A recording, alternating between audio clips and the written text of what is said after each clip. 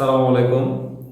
English হাওয়ার্সের পক্ষ থেকে সবাইকে স্বাগতম। এবারে আমরা অ্যাজেক্টিভ নিয়ে আলোচনা করব। অ্যাজেক্টিভ আসলে কি? আমি বলি যে অ্যাজেক্টিভ হলো পাশের বাসার আন্টির মতো।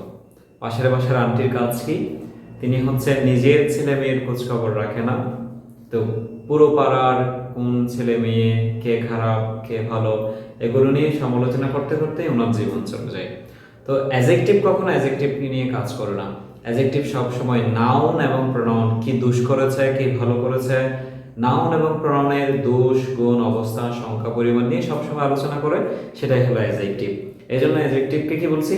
পাশের বাসার আন্টির মতো এটা। তো অ্যাজেক্টিভ চেনার কিছু উপায় আছে, সেগুলো আমরা আজকে দেখবো। দেখো, কোন শব্দের শেষে যদি এই অক্ষরগুলো থাকে তাহলে ধরে নিব যে সেটা অ্যাজেক্টিভ।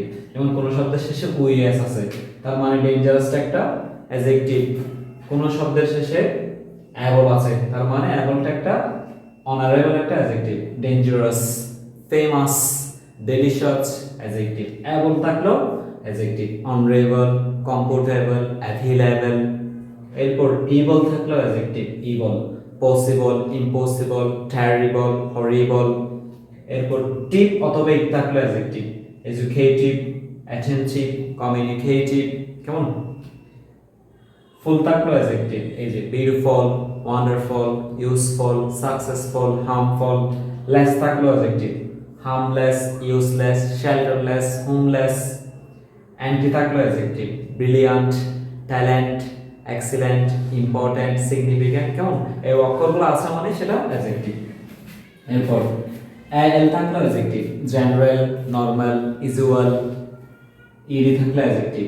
দেখো, ভার্বের সাথে যখন ইডি যুক্ত হয়ে যায় তখন সেটা আর ভার্ব থাকে না, সেটা অ্যাডজেক্টিভ হয়ে যায়।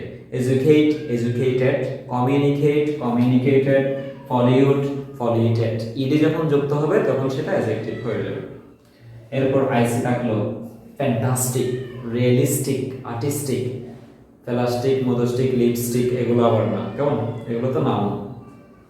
ঠিক আছে। এরপর দেখো, তাহলে কোনো শব্দের শেষে যখন এই অক্ষরগুলো থাকবে তাহলে ধরে নিতে হবে সেটা নিশ্চিতভাবে অ্যাডজেক্টিভ। আরেকটা আমরা অ্যাডজেক্টিভ লিখেছি, সেটা হলো অ্যাডজেক্টিভ অফ নিউমেরাল।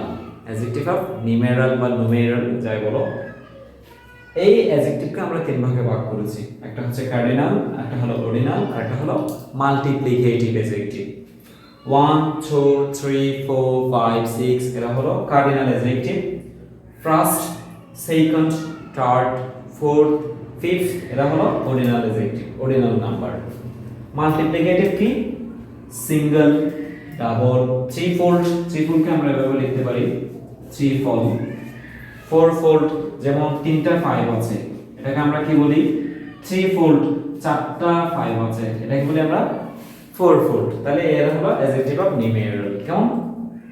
এখন দেখো, অ্যাডজেক্টিভ তো আমরা চিনে ফেললাম। অ্যাডজেক্টিভ কোথায় বসে এটার জন্য আমি খুব ইজি একটা টেকনিক্স দিয়েছি। এই ইজি টেকনিক্সের নাম হলো 3B। নাম কি বলো তো? 3B। 3B মানে বি বিকাম বিভাব। এই প্রথম তিনটা বি নিয়ে আমি বানিয়েছি 3B। 3B মানে কি? B become Bibhab. বিভাব মানে কি? কি? অ্যামিসার ওয়াসওয়ার। তাহলে বি বিকাম বিভাবের পর অ্যাডজেক্টিভ বসে। আর কিছু মনে রাখতে হচ্ছে না। কি কি? 3B, B become Bibhab. Bibhab মানে অ্যামিসার ওয়াসওয়ার। যেমন এই যে ইস আছে, কি বসছে? অ্যাডজেক্টিভ। ব্রিলিয়ান্ট অ্যাডজেক্টিভ কেমনে বসলাম? এই যে অ্যান্টি আছে, ব্রিলিয়ান্ট। She is beautiful. ইসটা ইস আছে মানে বিভাব। বিভাব মানে কি? 3B পর কি হয়? অ্যাডজেক্টিভ। বিউটিফুল অ্যাডজেক্টিভ কেমনে বসলাম? এই যে ফুল আছে, কি আছে? ফুল আছে। তাহলে এগুলো হলো অ্যাডজেক্টিভ চেনার উপায়। আর এটা হলো অ্যাডজেক্টিভ কোথায় বসবে। 3B এর পর অ্যাডজেক্টিভ বসবে। ধন্যবাদ সবাইকে। আসসালামু আলাইকুম।